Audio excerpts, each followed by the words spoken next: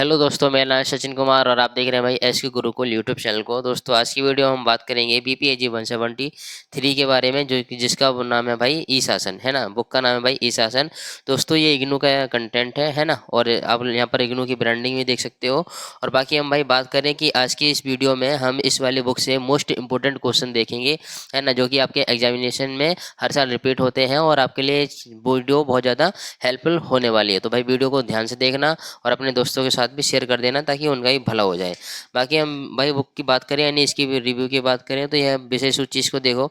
तो ये आपकी जो ये बुक है, ये आपकी बुक भाई खंड वाइज डिवाइडेड है ना। खंड यहाँ पर आपको 1 से लेकर के 8 तक खंड देखने को मिल जाएंगे। अब खंड के अंदर आपको यूनिट देखने को मिलेगी, है ना दोस्तों। तो अब जो ये जितनी सारी यहाँ पर यूनिट आपको दिखाई दे रही है ना, तो इन सबका मैंने यूट्यूब पे ऑलरेडी क्लास लिया हुआ है। अगर आप लोगों ने चैनल पे नहीं जा करके देखे हो तो उनको एक बार ज़रूर जा करके देख लो, जिससे कि आपको बहुत ज़्यादा हेल्प हो सके और आपके एग्जामिनेशन में काफ़ी अच्छे नंबर आ सके। बाकी हम भाई बात करते हैं यूनिट नंबर वन की यानी खंड वन की। तो खंड हमारा वन है सूचना व संचार प्रौद्योगिकी एवं ई शासन एक परिचय, यानी ई शासन के एक परिचय होने वाला है। तो देखो दोस्तों, तो इस वाले जो यूनिट वन है, अभी इस यूनिट वन से हमारे क्वेश्चन हमारे एग्जाम में क्या क्या चीज़ें आती हैं। तो यहाँ पर सबसे पहले आपको ये पता होना चाहिए कि सूचना व संचार प्रौद्योगिकी की अवधारणा यानी जो आईसीटी है, इंफॉर्मेशन कम्युनिकेशन टेक्नोलॉजी है, इसकी कॉन्सेप्ट क्या होता है, ठीक है। इसका कॉन्सेप्ट क्या होता है, इसका महत्व क्या होता है ना। इसकी कैरेक्टरिस्टिक क्या होते हैं, इसका यूज़ हम कहाँ पर करते हैं, ये सारी की सारी चीज़ें पता होनी चाहिए। उसके बाद में यहाँ पर देखो सूचना व संचार प्रौद्योगिकी की भूमिकाएं। अब आपको ये भी पता होनी चाहिए कि इसकी भूमिकाएं कहाँ पर है, यानी इसका रोल कहाँ पर है ना। तो आपको ये ऐसे क्वेश्चन है जो कि बहुत ज़्यादा ज़रूरी है। और यहाँ पर ये भी प्रिपेयर कर लो क्योंकि पहली यूनिट है, तो पहली यूनिट से भाई बेहद ज़्यादा चांस यही होते हैं कि यहाँ से बहुत ज़्यादा आता ही आता है थोड़ी, ठीक है। और देखो यहाँ पर सूचना व संचार प्रौद्योगिकी की अनुप्रयोग, यानी जो इसका भैया मैं बोला कि इसका आपको ये भी याद रखना पड़ेगा कि हम इसके प्रयोग कहाँ पर करते हैं, है ना दोस्तों। तो आपको ये प्रयोग भी देखने पड़ेंगे। बाकी हम भाई बात करें तो वीडियो को ध्यान से देखो। और ये यहाँ पर लिखे हुए हैं जैसे कि सूचना व संचार प्रौद्योगिकी की भूमिकाओं में देखो, जो सूचना एवं संचार प्रौद्योगिकी है यानी जो आईसीटी का रोल कहाँ कहाँ पर है।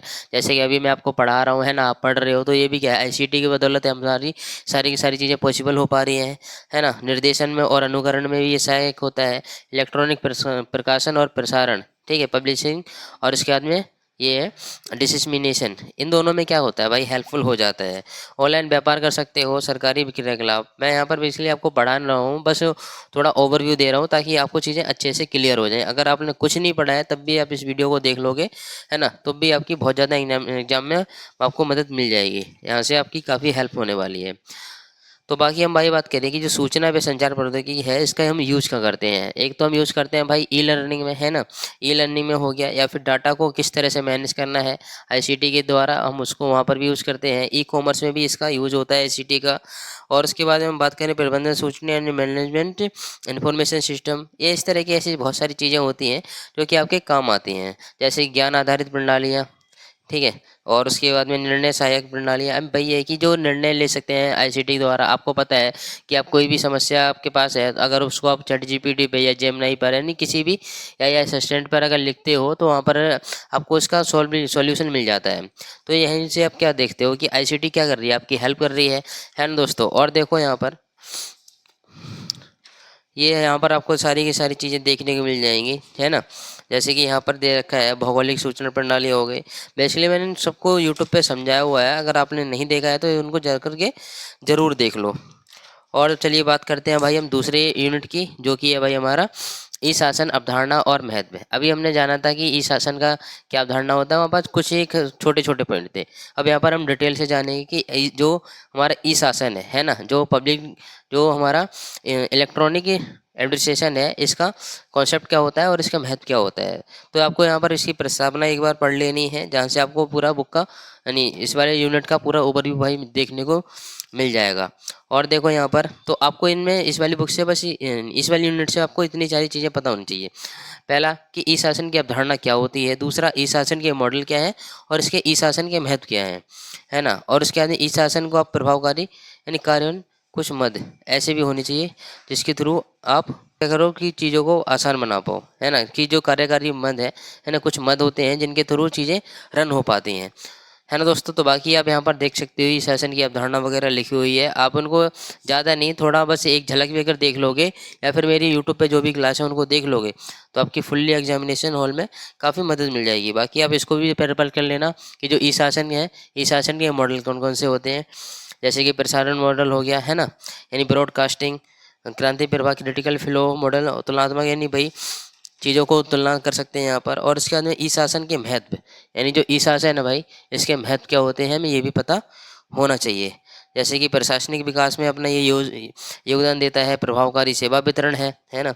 और देखो ई शासन का महत्व कहाँ पर होता है, आपकी क्लासों में यूज होता है ना दोस्तों। तो जैसे कि जो भी प्रशासनिक जो पहले कार्य होते थे उनको स्वचालन करने के लिए पहले बहुत ज़्यादा दिक्कत होती थी, लेकिन आज के समय क्या है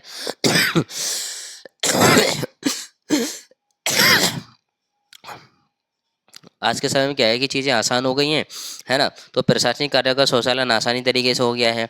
और बाकी हम बात करें पेपर वर्क रिडक्शन, अब पहले पेपर के से पहले काम करते थे, पेपर पे ही पूरी चीज़ें डिपेंड होती थी, अब वहाँ से भी क्या करा है, इग्नोर कर दिया गया उन चीज़ों को, है ना दोस्तों। ये सारी थी और इसके कुछ ये मद हैं जो कि आपके लिए बहुत ज़्यादा इंपॉर्टेंट है। अब भाई है कि शुरू के भाई आपकी जो 3-4 यूनिट होती है वहाँ से क्वेश्चन बहुत आते हैं, तो उनको आप ज़्यादा डिटेल से अच्छे से प्रिपेयर कर लो। और चलिए दोस्तों हम बात करते हैं भाई यूनिट नंबर 3 की। तो उससे पहले एक और मुझे चीज़ दिखी है जो कि है भाई साइबर कानून, इसके बारे में आप जरूर पढ़ लेना भाई। इसके बारे में हमेशा 10 नंबर का आपके एग्जाम में पूछा जाता है। आप कोई सा भी पीछे पेपर उठा के देख लो, आपको ये वाला क्वेश्चन जरूर देखने को मिल जाएगा कि साइबर क्राइम क्या होता है, ठीक है, साइबर कानून क्या होता है, इससे किससे कैसे बचा जा सकता है, ये सारी की सारी चीज़ें आपको आती हैं। अब बाकी हम भाई बात करते हैं यूनिट नंबर 3 की, जो कि है भाई हमारा सूचना व संचार प्रौद्योगिकी यानी आईसीटी और ई शासन के कानूनी और नीतिगत ढांचे। अब ये क्या होते हैं भाई, अब इसकी बात कर लेते हैं। तो आपको इस वाली यूनिट से क्या क्या चीज़ें प्रिपेयर करनी है, तो पहले ये आपको ये प्रिपेयर ये करना है कि जो सूचना प्रौद्योगिकी अधिनियम, ठीक है, जो सूचना प्रौद्योगिकी अधिनियम, ठीक है, 2000, आपको इसको एक बार देख लेना है, सूचना का अधिकार अधिनियम 2005, राष्ट्रीय ई शासन योजना ये भी देख लेना, और इसके अंदर डिजिटल भारत प्रोग्राम, इसके ऊपर भाई हमेशा क्वेश्चन आते हैं, और इसके ऊपर बाकी आप इन दोनों में, इन सब में से एक को इसको स्किप कर सकते हो 2000 वाले को, है ना। और बाकी आप सबको इसमें प्रिपेयर करना ही पड़ेगा, तब जाकर के आपके अच्छे खासे नंबर आएंगे। चलिए दोस्तों हम भाई बात करते हैं इसी में और आगे। जैसे कि आपको यहाँ पर देखने को मिल जाएगा कि सूचना का अधिकार अधिनियम 2005 और राष्ट्रीय ई शासन योजना। अब जो ये राष्ट्रीय ई शासन योजना थी ये क्या थी, है ना, यहाँ से आपको सारी की सारी चीज़ें देखने को मिल जाएंगी। आप एक बार इनको पढ़ोगे तो उसके बाद आपको पूरा क्लियर हो जाएगा। अब जो डिजिटल भारत आया था इसका पूरा मेन मकसद यही था कि जो भारत के लोग हैं, भारत के लोगों को समृद्ध करना है और देश को आगे करना है, तरक्की करनी है देश की, जिससे कि चीज़ें टेक्निकली विकसित हो जाए अदर कंट्रीज जैसी, है ना दोस्तों। तो और चलिए हम बात करते हैं, हम यहाँ पर भारत के जो, ठीक है, डिजिटल भारत के 9 स्तंभ। वैसे तो मैंने इस चैनल पे इसके लिए एक सेपरेट वीडियो बना रखी है, अगर आप उसको जाकर के वॉच करोगे तो आपको पता चलेगा कि डिजिटल भारत के 9 स्तंभ भी हैं। तो 9 स्तंभ में पहला है ब्रॉडबैंड, जहाँ पर अब क्या है कि चीज़ें इतनी ज़्यादा सुलभ होनी चाहिए और हर एक किसके पास है, हर एक पंचायत में, हर एक भाई गाँव में जा करके लोगों तक जुड़ाव होना चाहिए। घर घर फ़ोन का मतलब ये है कि चीज़ों को घर घर पहुँचाना है। और बाकी हम बात करें सार्वजनिक इंटरनेट एक्सेस कार्यक्रम, ठीक है, इंटरनेट ग्रामीण इंटरनेट मिशन। अब भाई है कि ग्रामीण जो भी गांव परिवेश है वहाँ पर भी इंटरनेट का स्थापना करना है, और जिससे कि गांव की जो भी संख्या है वो भी वो भी किसे इंटरनेट से जुड़ सके। और बाकी हम बात करें ई गवर्नेंस प्रौद्योगिकी के माध्यम से सुधार, तो जो जिस तरह से शहरों में ई गवर्नेंस का यूज़ किया जा रहा है, इलेक्ट्रॉनिक चीज़ों का यूज़ करके, ठीक है, जो भी प्रशासन है उसमें सुधार किया जा रहा है, तो ऐसे गाँव में भी इस चीज़ को लागू किया गया ताकि वहाँ पर भी चीज़ें आसान हो जाएं, सुलभ हो जाएं। और देखो भाई ई क्रांति सेवाओं का इलेक्ट्रॉनिकरण, जो भी सेवाएं थी, है ना, उसका कैसा इलेक्ट्रॉनिक वितरण कर दिया गया। जैसे कि इसमें आ जाता है आपका नियोजन, है ना, और कृषि, शिक्षा, स्वास्थ्य, वित्तीय समावेशन, न्याय और सुरक्षा के क्षेत्रों में प्रौद्योगिकी को हमेशा क्या किया, बढ़ावा दिया गया। सभी के लिए सूचना यानी आरटीआई यहाँ पर आ जाती है, ठीक है, जो कि 2006 में आती है। अब इसके लिए क्या हो गया है कि जो भी सभी को क्या जानकारी का स्तंभ, उद्देश्य ऑनलाइन जानकारी प्रदान करना है और वेबसाइट और दस्तावेजों का प्रबंधन करना है, ठीक है दोस्तों। तो ये सारी की सारी चीज़ें आपको याद रखनी है। और बाकी हम बात करें इलेक्ट्रॉनिक विनिर्माण 2020 तक है नेट शून्य आयात लक्ष्य, यानी 2020 का एक लक्ष्य रखा गया था कि यहाँ पर जो आयात हो रहा है बाहर से जो चीज़ें आ रही है अब इसको क्या करना है, रिड्यूस करना है, ख़त्म करना है ना। और बाकी हम बात करें यहाँ इतनी आईटी नौकरियों की बात करें तो यहाँ पर इस स्तंभ का आईटी सेक्टर नौकरियों के लिए छोटे शहरों और गाँव के लोगों को प्रशिक्षित करना, यानी ट्रेनिंग देना था, ये बेसिकली इसका काम है। और देखो भाई प्रारंभिक हार्वेस्टर कार्यक्रम, यानी गाँव में जो किस प्रकार से कृषि की जा रही है उसमें थोड़ा चेंजेस लेकर के आना है और उसके बाद जो भी कृषि है उसको बेहतर तरीके से काटना है, जैसे कि कटाई कार्यक्रम हो गए, है ना। और उसके अंदर नए नए सरकारी मंच उपलब्ध करवाना, जिससे कि जो किसान भाई हैं उनको खेतों के बारे में पता चले कि किस प्रकार से उनको अपनी फसल तैयार करनी है। अब बाकी यहाँ पर और आगे बढ़ते हैं तो आपको और चीज़ें देखने को मिलेंगी, है ना दोस्तों। तो जैसे कि हम बात करें यहाँ पर राष्ट्रीय इलेक्ट्रॉनिक्स नीति, आप इसको पढ़ोगे तो इसमें आप जानोगे कि भारत को हमेशा क्या करना है, बढ़ावा देना है। मैं आपको इस यूनिट के यानी इस वाली नीति के कुछ एक पॉइंट बता दे रहा हूँ, है ना, जो कि आपके अगर इतने ही अगर लिख दोगे फिर भी आपको इस वाले क्वेश्चन में अच्छे खासे नंबर मिल जाएंगे। जो भी मैं आपको पॉइंट बताता हूँ उसको थोड़ा 3-4 लाइनों में आप एक्सप्लेन करना है आपको एग्जामिनेशन हॉल में, है ना, तब जाकर के आप बेहतर से बेहतर नंबर अचीव कर पाओगे। तो इसका यही है कि भारत को क्या करना है, बढ़ावा देना है, जो भी भारत की जो लोकल की चीज़ें हैं उनको ज़्यादा इन्हेंस करना है, जिससे कि भारत तरक्की करे, है ना। जो भी कुटीर उद्योग हैं, छोटे उद्योग हैं, उनको बढ़ावा देना है। और जो भी आयात हो रहा है भारत में उनको क्या करना है, धीरे धीरे ख़त्म करना है। और भारत को इस तरह से आईटी हब बनाना है, ठीक है, इलेक्ट्रॉनिक हब बनाना है, जिससे कि चीज़ें यहाँ से बन के जाएँ, जैसे कि चाइना से बन करके अदर कंट्रीज़ में चीज़ें जाती हैं। बाकी यहाँ पर इसकी विशेषताएँ हैं, एक बार आप इनको जरूर देख लेना, है ना दोस्तों। तो बाकी मैंने तो इसकी यूनिट तो सारी कंप्लीट कर ही रखी है इस वाली बुक की, उनको भी जाकर के आप यूट्यूब पे देख सकते हो। अब देखो भाई हमारा खंड यहाँ से 2 शुरू हो जाता है, जो कि है सूचना व संचार प्रौद्योगिकी एवं प्रशासन। अब देखो सूचना व संचार प्रौद्योगिकी एवं प्रशासन यानी आईसीटी और हमारा प्रशासन के बीच में क्या संबंध है, और ठीक है दोनों कैसे एक दूसरे के लिए सहायक होते हैं। और चलिए देखो यहाँ पर तो हमारी यूनिट इसमें 4 है, जो कि है प्रशासन में सूचना व संचार प्रौद्योगिकी की भूमिका, यानी जो प्रशासन है, प्रशासन में, ठीक है, प्रशासन में क्या, प्रशासन यानी एडमिनिस्ट्रेशन में जो आईसीटी है, आईसीटी अपना वहाँ पर रोल किस प्रकार से निभाती है, किस प्रकार से वहाँ पर अपना योगदान देती है ना दोस्तों। तो यहाँ पर देखो तो आपको ये पता होना चाहिए आंतरिक प्रशासन क्या होता है और योजना निर्णय प्रशासन क्या होता है और सेवाओं का वितरण किस प्रकार से करना है। बेसिकली बस इसमें 3 ही चीज़ें आती हैं, है ना। और इसके बाद में आप एक बार इस क्वेश्चन को जरूर देख लेना, है ना, यानी ये भी क्या है आपके लिए क्वेश्चन ही है कि प्रशासन में सूचना और संचार प्रौद्योगिकी की भूमिका कैसे है ना दोस्तों।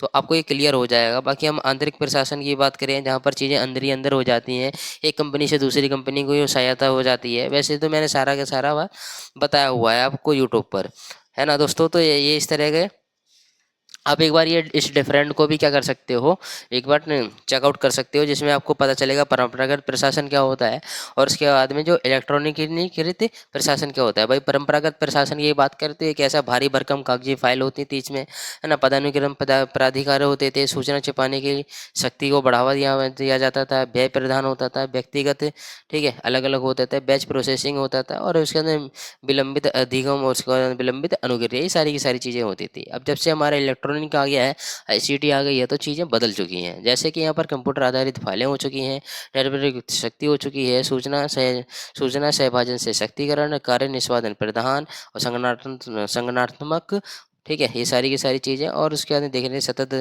अधिगम और तत्काल अनुक्रिया, है ना दोस्तों। तो और चलिए हम बात करते हैं विषय में आगे, तो जो कि है प्रभावकारी आंतरिक प्रशासन के लिए प्रौद्योगिकी, है ना। आप इनको भी एक बार देख सकते हो। अगर आपको ये बुक अगर नहीं पढ़नी है, नहीं आ रहा है आपको समझ में, तो आप क्या कर सकते हो कि जो भी हमारे चैनल पे वीडियोस पड़ी हुई हैं आप उनको एक बार चेकआउट करोगे। बेसिकली मैंने सबकी प्लेलिस्ट बना रखी है, अगर आप वहाँ से अगर चीज़ों को देखते हो, कवर करोगे, तो आपके अच्छे खासे नंबर आपको मिल जाएंगे। बाकी यहाँ पर इसको एक बार देख सकते हो कि योजना और निर्णय, ठीक है, योजना और निर्णय यानी जब से आईसीटी है तो तब से इंफॉर्मेशन सिस्टम बन गया, है ना।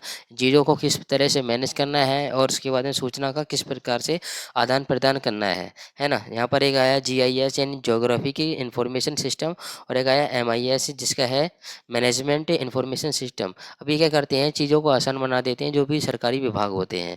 और फिर जैसे कि ये देखो लिखा हुआ है ज्योग्राफिकल, ठीक है, तो ये क्या करते हैं, ज्योग्राफिकल जो भी एरियाज वाइज क्या करते हैं, चीज़ों को कवर कर लेता है और उसके बाद में जो भी सरकारी नीतियाँ होती हैं वहाँ पर अपना यूज़ करता है। प्रबंध सूचना प्रणाली, अब ये क्या करता है, जो सूचना है, सूचनाओं को इस प्रकार से मैनेज करना है और इसके बाद में वीडियो कॉन्फ्रेंसिंग। अब वीडियो टेली कॉन्फ्रेंसिंग, अब ये क्या होता है कि भाई यहाँ पर आप वीडियो के थ्रू अब चीज़ों को एनहेंस कर सकते हो, और उसके बाद में जो भी पारदर्शिता है, अकाउंटेबिलिटी है, उसको ला करके सामने रख सकते हो। अब देखो भाई, सेवा वितरण। सेवा वितरण में यही है कि जो सेवाओं का किस प्रकार से वितरण करना है ना। गाँव में कौन सी सेवाएं होनी चाहिए, शहरों में ऐसी कौन सी सेवाएं होनी चाहिए, है ना। जैसे कि यहाँ पर कुछ सेवाएं दे रखी हैं, जैसे कि भूमि की रिकॉर्ड संबंधी ग्रामीण सेवा होगी, पुलिस सेवाएं जैसे कि एफ, ठीक है, FIR हो गया, और इसके अंदर पंजीकरण यानी भाई रजिस्ट्रेशन, और खोया पाया मामला से संबंधित ऐसे मामले जो कि गांव में हमेशा और शहरों में हमेशा क्या बने रहते हैं। वैसे तो यहाँ पर बहुत सारी चीज़ें दे रखी हैं, लेकिन मैं आपको टाइम को बर्बाद नहीं करूँगा, क्योंकि मैं आपकी वीडियो बस ये वाली वीडियो इसलिए बना रहा हूँ ताकि आपको यहाँ से इंपॉर्टेंट चीज़ें पता चलें कि आपको पढ़ना क्या है और छोड़ना क्या है ना दोस्तों। और चलिए हम बात करते हैं अब यूनिट नंबर 5 की, है ना। यूनिट नंबर हम 5 की हम बात करें तो भाई ये हमें देखने को मिलेगी कि प्रशासनिक संगठन संस्कृति, सूचना व संचार प्रौद्योगिकी आधारित सुधारों की ओर।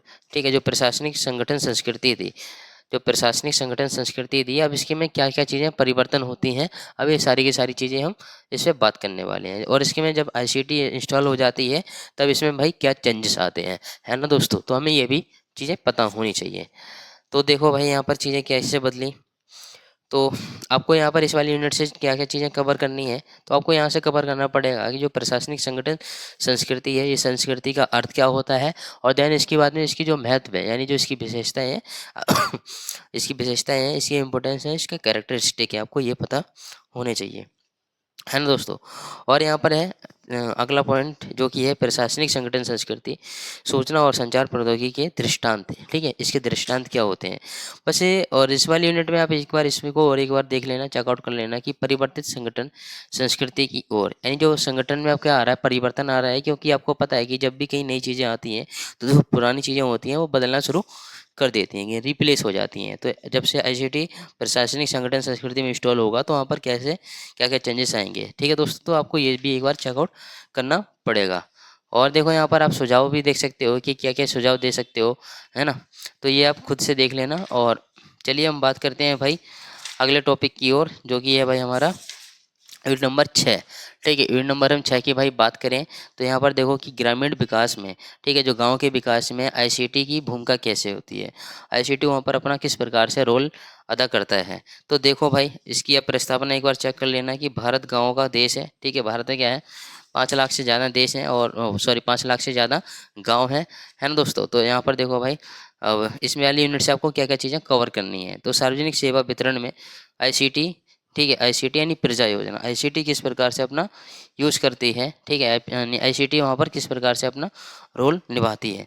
जैसे कि प्रजा यानी ग्रामीण क्षेत्रों में लोगों तक पहुँचाना। ठीक है, ग्रामीण क्षेत्रों में लोगों तक सूचना है उसको पहुँचाना। अब ये कैसे पहुँचाई जाएगी, प्रजा करके, है ना। और इसके बाद में जो भी ग्रामीण विकास सूचना, ग्रामीण विकास में सूचना और संचार प्रौद्योगिकी के अनुप्रयोग, यानी जो गांव के विकास में ICT के प्रयोग कैसे हैं। ठीक है, गांव के विकास में ICT के प्रयोग कैसे हैं, है ना। तो यहाँ पर देखो भाई, कृषि में संचार प्रौद्योगिकी के अनुप्रयोग, इसको आप छोड़ सकते हो। गांव में क्या ग्राम केंद्र ही बनाए गए थे। अब ये ग्राम केंद्र क्या होते हैं कि गांव में लोगों को ICT की इन्फॉर्मेशन प्रोवाइड करते हैं। क्या करते हैं भाई, ICT की इन्फॉर्मेशन प्रोवाइड करते हैं, जिससे कि जो गांव के लोग हैं वो भी सजग हो जाते हैं, वो भी उनको ये चीज़ें पता हो जाती हैं। एक क्वेश्चन है आपकी इस वाली यूनिट से हमेशा पूछा जाता है, जो कि भाई ये आपके लिए बहुत ज़्यादा मोस्ट इम्पोर्टेंट है। ठीक है, मोस्ट इम्पोर्टेंट है ना दोस्तों, मोस्ट इम्पोर्टेंट है। जैसे कि यहाँ पर आपको हमेशा देखने को मिलेगा किसी भी एग्जामिनेशन हॉल में, तो यहाँ पर सूचना एवं संचार प्रौद्योगिकी यानी ICT, और उसके बाद में जो महिला सशक्तिकरण, ये क्या होता है, और इसके बाद में जब ये आया तो इससे क्या क्या चीज़ें बदली और क्या क्या चीज़ें चेंज हुई, आपको ये भी देखना पड़ेगा, है ना दोस्तों। तो ये वाला यूनिट आपका यहीं पर ख़त्म होता है। और बाकी हम बात करें तो इसको आप छोड़ सकते हो कि ग्रामीण विकास में सूचना और संचार प्रौद्योगिकी के प्रभाव कार्यान्वयन हेतु सुझाव, अब क्या सुझाव दे सकते हो, ये ज़्यादा इतना खास है नहीं। बाकी आपको मैं इंपॉर्टेंट बताते चल रहा हूँ, आपको अगर उन्हीं टॉपिक को अगर कवर करते हो तो आप आराम से 80-90% लेकर के आ सकते हो। देखो भाई, यहाँ पर यूनिट नंबर हमारा 7 आ चुका है, जो कि है पंचायती राज संस्थाएं। ठीक है, सूचना व संचार प्रौद्योगिकी के द्वारा स्वशासन में सुधार। ठीक है, जो पंचायती राज जो संस्थाएं हैं, आपको पता है कि पंचायती राज जो व्यवस्था है कब आया था, संविधान का संशोधन हुआ था। ठीक है, 73वां 74वां संशोधन था और उसके अंतर्गत ये पंचायती राज संस्थाएं बनी और वहाँ से तब से ये चीज़ें चलती हुई आ रही हैं, है ना दोस्तों। अब मुझे कमेंट सेक्शन में बताना है कि जो पंचायती राज जो संस्थाएं हैं, ठीक है, कब से भारत में वर्क हैं, ठीक है, कब से यानी कार्यरत हैं। और बाकी हम बात करते हैं कि आईसीटी का यूज़ करके यहाँ पर स्वशासन में कैसे हम सुधार लेकर के आ सकते हैं। तो आपको पता होना चाहिए कि जो पंचायती राज जो संस्थाओं की बदलती हुई भूमिका, ठीक है, कि जो पंचायती राज संस्थाएं थी पहले कागजी वर्क होता था, वहाँ पर चेंजेस किया गया। चेंजेस करने के बाद वहाँ पर उसकी बदल ली है, भूमिका बदल ली है, रोल रोल बदल रहे हैं, अलग अलग काम आ रहे हैं। जैसे कि मैंने अभी आपको बताया कि 73वां 74वां संविधान संशोधन हुआ था, ठीक है, कब 1992 में हुआ था। कब हुआ था? 1992 में हुआ था। और यहाँ पर आप क्या कर सकते हो कि जो पंचायती पंचायती राज संस्थाओं में सूचना और संचार प्रौद्योगिकी हस्तक्षेप, है ना दोस्तों। तो आवश्यकता और प्रौद्योगिकी आपको ये भी पता होना चाहिए, यानी इसकी आवश्यकता क्या है और इसके बाद में इसका महत्व क्या है। और बाकी हम बात करें यहाँ पर आपको इसके अनुप्रयोग भी देखने पड़ेंगे कि यहाँ पर इसके क्या क्या चीज़ें अनुप्रयोग हैं, क्या क्या चीज़ें इसके लिए बेकार हैं। तो आपका ये इतना, बस इस वाली यूनिट से भाई इतना ही आता है बेसिकली। और एक बार इसको जरूर देख लेना, ये ज़्यादा नहीं, तो आपका 5-6 नंबर में आता है ये वाला क्वेश्चन कि ई पंचायत परियोजना आंध्र प्रदेश। ठीक है, इस वाली परियोजना के बारे में हमने बात किया हुआ है। अब यहाँ पर इस परियोजना से पंचायत भाई कम्युनिकेशन का माध्यम है, और P2B यानी पंचायत से लेकर के व्यापार तक, और P2G यानी पंचायत से लेकर के ग्राम सभा तक, और P2E पंचायत से लेकर के कर्मचारियों तक, की सारी संस्थाएं इस तरह से काम करती हैं। इस वाली यूनिट से भाई आपके यही क्वेश्चन आते हैं कि जो ग्राम पंचायत है उसका प्रशासन वो क्या क्या चीज़ों को रन करता है, क्या क्या चीज़ें चलाता है ना।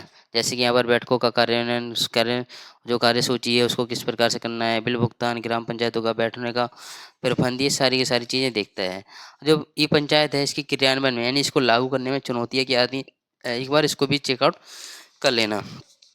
और बाकी हम बात करते हैं भाई नंबर भाई 8 की, जो कि है ई शासन और नगरीय विकास। अब पहले हमने देख लिया कि ई शासन के द्वारा, है ना, और आईसीटी के द्वारा कैसे हमने गांव का विकास किया। अब हम बात करेंगे नगरों का विकास, ठीक है, भाई किसके? ई शासन के द्वारा। तो आपको ये चीज़ें पता होनी चाहिए कि राष्ट्रीय ई शासन योजना के अंतर्गत नगर मिशन परियोजना, ठीक है, नगर मिशन मोड परियोजना है। अब ये क्या थी? अब ये इसके बारे में आप थोड़ा पढ़ोगे, जानोगे, तब आपको समझ में आ जाएगा। तो जैसे कि यहाँ पर है भाई आईसीटी, आईसीटी की अवसंरचना कैसी है, ठीक है, आईसीटी क्या है, आईसीटी की अवसंरचना कैसी है, और नगरीय क्षेत्रों में ई परियोजना कैसे है। जैसे कि यातायात परियोजना, यातायात सेवाएं हो गई, है ना, जैसे कि बसों में प्रस्थान की समय सारणी जारी करना, यानी बस कौन सी बस कब रन होती है ना, उसका पूरा टाइम टेबल बता दिया। अंतर्राज्यीय यातायात की सुविधा बुक करने का प्रावधान। अब ये क्या है कि ये परियोजना लेकर के आई गई थी जिससे कि चीज़ें बहुत ज़्यादा आसान हो गई हैं, लोगों को परेशानी नहीं होती है कि वो अपने हिसाब से चीज़ों को बुक कर सकते हैं और उनको कैंसिल भी कर सकते हैं। अंतर्राज्यीय का मतलब होता है एक राज्य से दूसरे राज्य में प्रवेश करना, ठीक है, अंतर्राज्यीय है। और यातायात सुधार योजना और स्थानीय यातायात योजना, भीड़ प्रबंध योजना, यानी जो क्राउड हो जाता है इसको किस प्रकार से मैनेज करना है ना दोस्तों। तो बस इस वाली यूनिट से आपका इतना ही आता है और ज़्यादा कुछ इस यूनिट में खास है भी नहीं। और चलिए हम भाई बात करते हैं खंड नंबर 4 की, जो कि हमारे ई अधिगम, जो कि अभी आप कर ले हो। ठीक है, ई अधिगम में आपकी बस यूनिट नंबर 1 ही है, जो कि यूनिट नंबर 9 ये है भाई ई अधिगम, यानी शिक्षा और प्रशिक्षण में। ठीक है, यानी भाई एजुकेशन एंड ट्रेनिंग में क्या आईसीटी आईसीटी अपना रोल भाई कैसे निभाता है, तो आपको ये देखने को मिल जाएगा। अब बात करते हैं भाई हमारा यूनिट से ही, तो देखो यूनिट का नाम है ई अधिगम यानी ई लर्निंग, जो कि अभी अभी हम आप क्या कर रहे हैं, मैं अभी आपको पढ़ा रहा हूँ और आप पढ़ रहे हो, तो ये क्या हो रहा है, ई लर्निंग हो रहा है ना। और शिक्षा और प्रशिक्षण में आईसीटी अपना कैसे रोल निभाता है। जैसे कि यहाँ पर है, आपको इतना ज़्यादा इस वाली यूनिट से भाई बहुत ज़्यादा क्वेश्चन रिपीट होते हैं हर साल इस वाली से, करीब आपका 20 से 30 नंबर का तो इसी वाली यूनिट से भाई कवर हो जाता है ना। तो ई अधिगम अवधारणा एवं महत्व है, तो आपको ये चीज़ें पता होनी चाहिए कि इसी जो ई अधिगम है यानी जो ई लर्निंग है इसकी क्या इंपॉर्टेंस होती है और क्या इसके कॉन्सेप्ट होते हैं, है ना दोस्तों। और चलिए हम बात करते हैं अगले टॉपिक की, जो कि हमारा ई अधिगम की शिक्षा प्रशिक्षण ऑनलाइन वितरण, है ना। तो ये क्या है, ऑनलाइन वितरण किस प्रकार से हम करते हैं। जैसे कि अभी मैं आपको क्या कर रहा हूँ, इन्फॉर्मेशन को शेयर कर रहा हूँ आपके साथ में, तो इसका मैं क्या कर रहा हूँ, वितरण ही तो कर रहा हूँ। अब मुझे पता है कि मुझे आपको कैसे समझाना है। और हम बात करें, इंटरनेट क्या है, एक मंच है। इंटरनेट क्या है, एक मंच है, एक फॉर्म है जहाँ पर आप अपने हिसाब से बातों को रख सकते हो, है ना, और लोगों को ध्यान में रखे हुए, क्योंकि समाज को भी आपको क्या करना है, ध्यान में रख करके अपनी बात को बोलनी होती है। और इसको आप छोड़ सकते हो कि ये अधिगम प्रणाली आवासीय अध्ययन परिवेश, ये क्या है, इसको आप इग्नोर कर सकते हो। बाकी आपने किस वाली यूनिट में करना है, इसके कॉन्सेप्ट और उसके बाद में इसका महत्व, ठीक है, क्या होता है, और उसके बाद में आईसीटी का भाई ये अधिगम है, ये अधिगम का शिक्षा में क्या रोल है और उसके बाद में ट्रेनिंग में क्या रोल है, इसको एक बार जरूर चेकआउट कर सकते हो। बाकी हम बात करते हैं भाई अब यूनिट नंबर 10 की, है ना। यूनिट नंबर 10 की बात करने से हमें बस एक टॉपिक और है आपके लिए, जो कि है भाई इस वाले यूनिट नंबर 9 से, जो कि है डिजिटल पोर्टफोलियो। क्या कौन सा, डिजिटल पोर्टफोलियो। अब ये जो डिजिटल पोर्टफोलियो होता है, ये हमेशा आपके लिए क्या यूज़फुल होता है। डिजिटल पोर्टफोलियो में यही है कि जब भी आप कहीं जॉब लेने जाते हो, रिज्यूम वगैरह बनाते हो, तो वो उसको ही डिजिटल पोर्टफोलियो कहते हैं, जहाँ पर चीज़ों को आप अपने हिसाब से मैनेज करते हो, जहाँ पर आपकी पर्सनल इन्फॉर्मेशन लिखी होती है कि आपने ये अचीवमेंट अब तक अपने जीवन में की हुई है ना दोस्तों। तो इसी के साथ ये यूनिट नंबर ये 9 है, ये भी आपका ख़त्म हो जाता है। बाकी हम बढ़ते हैं नंबर 10 की ओर, यानी खंड नंबर 5 की ओर, जो कि हमारा ई वाणिज्य। कौन सा भाई, ई वाणिज्य। और हमारी यूनिट भी इसमें एक ही है, यानी ई कॉमर्स के बारे में अब हम बात करेंगे। अभी हमने देखा कि ई लर्निंग क्या होता है, ई लर्निंग के बाद हमने जानेंगे कि अब ई वाणिज्य है ना, ई वाणिज्य यानी ई कॉमर्स। ठीक है दोस्तों, तो देखो ई कॉमर्स, यहाँ पर आपको क्या क्या चीज़ें पता होनी चाहिए। पहला तो आपको ये पता होनी चाहिए कि ई कॉमर्स है, इसका अर्थ क्या होता है और इसके उपसाधन क्या होते हैं, है ना, ये काम कैसे करता है। और इंटरनेट वाणिज्य, इसको इग्नोर कर सकते हो, वैसे तो आसान है ये भाई। ये किसी कंपनी को, ठीक है, किसी कंपनी से किसी कंपनी में चीज़ें चली जाती हैं, है ना। एक्सटरनेट का मतलब है कि किसी कंपनी से दूसरी कहीं जा कर के चीज़ें मिल जाती हैं। तो भैया एक व्यापार से दूसरे व्यापार तक जुड़ जाती है। वैसे तो मैं सारी की सारी यूनिट आपको कवर करवाई हैं यूट्यूब पे, अगर आप नहीं देख रहे हो तो उनको जा कर के देखो भाई, जैसे कि आपको बहुत ज़्यादा हेल्प होने वाली है। तो ये बढ़ जाए अर्ध और उपसाधन, तो आप ये भी एक कवर कर सकते हो। और उसके बाद में आपको बस ये वाले इस वाले पूरी यूनिट में आप कुछ भी अगर छोड़ना चाहते हो छोड़ दो, लेकिन भाई इस वाले को मत छोड़ना, क्योंकि ये क्या है, मोस्ट इंपॉर्टेंट है आपके लिए। ठीक है, ये क्या है, बहुत ज़्यादा मोस्ट इंपॉर्टेंट है। अब ये कौन सा, कि ई वाणिज्य के लाभ क्या होते हैं, यानी जो ई कॉमर्स है इसके लाभ क्या होते हैं है ना। तो ई वाणिज्य के लाभ आपको सॉरी, जो ई वाणिज्य होते हैं, ई वाणिज्य के लाभ क्या होते हैं और इसकी जो सीमाएं हैं, ठीक है, ये क्या होती हैं, इनको आप एक बार जरूर कर लेना। बस उसके बाद आप इस वाली यूनिट को पूरा ही इग्नोर कर सकते हो। ठीक है भाई, और चलिए हम बात करते हैं भाई इसी में और आगे। एक टॉपिक हमें आपको दिखता है इलेक्ट्रॉनिक बाजार, है ना, कि वह जैसे कि आज के समय में चीज़ें कैसी ऑनलाइन हो गई हैं, जैसे कि फ्लिपकार्ट क्या है, अमेजोन क्या है, या फिर हम बात करें मीशो क्या है, तो ये भी कैसे ऑनलाइन बाजार हैं, जहाँ पर आप विभिन्न प्रकार की शॉपिंग करते हो, अपने हिसाब से चीज़ों को कस्टमाइज कर सकते हो, है ना दोस्तों। तो यही सारी की सारी चीज़ें आपको देखने को मिलेंगी। और एक और टॉपिक है इसमें जो कि आपके लिए खास हो सकता है, जैसे कि सूचना एवं संचार प्रौद्योगिकी यानी आईसीटी, और उसके बाद में बैंकिंग। बैंकिंग में यानी आईसीटी का जो एरिया है इतना ज़्यादा ब्रॉड हो चुका है, इतना ज़्यादा बढ़ चुका है कि ये बैंकिंग सेक्टर में भी यूज़ होता है। और अब बाकी हम बात करें, ये हर जगह यूज़ होता ही होता है ना दोस्तों। और देखो यहाँ पर क्या क्या चीज़ें हमें आपको देखने को मिलती हैं। अब इसी के साथ आपका यूनिट नंबर आपका 11 शुरू हो जाता है और खंड आपका 6 शुरू हो जाता है। अब खंड 6 में आपकी एक ही यूनिट पड़ती है, जो कि यूनिट नंबर है 11 की सूचना व संचार प्रौद्योगिकी और नागरिक सेवाओं का वितरण। ठीक, यानी नागरिक सेवाओं का वितरण, सूचना व संचार प्रौद्योगिकी की भूमिका, यानी नागरिक सेवा यानी नागरिक सेवाओं का वितरण में, ठीक है, नागरिक सेवाओं के वितरण में सूचना व संचार प्रौद्योगिकी अपनी भूमिका किस प्रकार से अदा करती है। ठीक है दोस्तों, जैसे कि हम भाई इसमें बात करेंगे कि जो नागरिक सेवाएं वितरण, यानी सूचना एवं संचार प्रौद्योगिकी की भूमिका कैसी क्या होती है।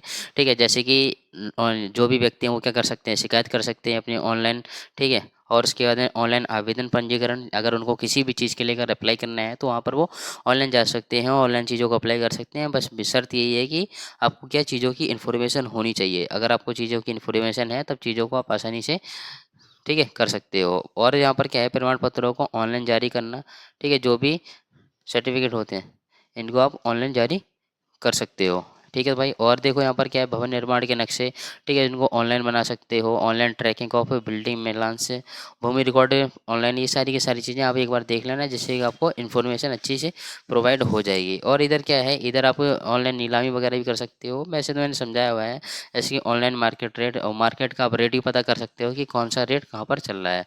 बाकी हम बात करें कि जो सेवा का वितरण केंद्र कौन कौन सी है, जैसे कि वेबसाइट, अब वेबसाइट पे या आप किसी वेबसाइट पे जाओगे तब जा करके आपको वहाँ पर क्या सेवा मिलेगी, कि है ना, यानी यहाँ पर आपके लिए कंटेंट होगा जिसके थ्रू आपकी हेल्प होगी।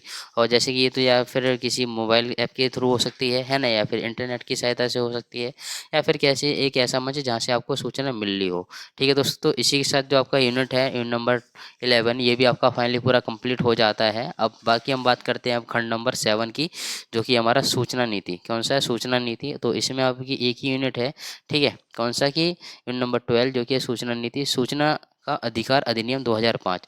अब देखो इस वाली यूनिट से आपका एग्जाम में क्या क्या क्वेश्चन आते हैं, मैं आपको वो बताता हूँ। तो इस वाली यूनिट से आपको एग्जामिनेशन हॉल में बस ज़्यादा नहीं, तीन ही जो क्वेश्चन देखने को मिलेंगे। जैसे कि पहला क्वेश्चन आपको यही देखने को मिल जाएगा कि जो सूचना का अधिकार अधिनियम है 2005 है, इसकी मुख्य विशेषताएं बता दो, है ना, और ये कब आया था, ठीक है, इसके लाने को क्या मकसद थे। अब सूचना का अधिकार अधिनियम वही है कि हमारा आरटीआई, कौन सा आरटीआई आया था ये, है ना।